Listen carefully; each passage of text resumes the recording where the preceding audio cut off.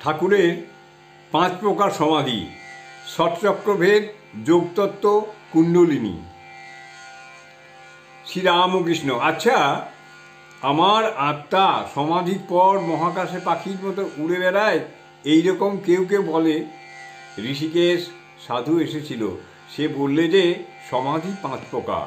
তা তোমার সবই হয় দেখছি, পিপীলিকাবধ, মিনবধ, কপিবধ, পক্ষীবধ, তির্যকবধ।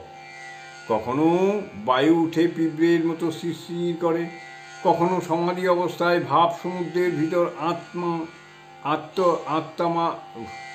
কখনো সমাধি অবস্থায় ভাব সমুদ্রের ভিতর আত্মা মিন আনন্দে খেলা করে, কখনো বায়ু উঠে পিঁপড়ের মতো শিরশির করে, কখনো সমাধি অবস্থায় ভাব সমুদ্রের ভিতর আত্মা মিন আনন্দে খেলা করে, কখনো পাশ ফিরে রয়েছি, মহাবায়ু বানরের ন্যায় আমায় ঠেলে আমোদ করে, আমি চুপ করে থাকি। সেই বায়ু হঠাৎ বানরের ন্যায় লাফ দিয়ে সহস্রায় উঠে যায়, তাই তো তিরিং করে লাফিয়ে উঠি।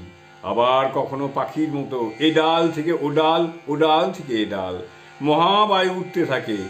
যে ডালে বসে সেই স্থান আগুনের মতো বোধ হয়, হয়তো মূলাধার থেকে স্বাধিষ্ঠান, স্বাধিষ্ঠান থেকে হৃদয়, এইরূপ ক্রমে মাথায় ওঠে।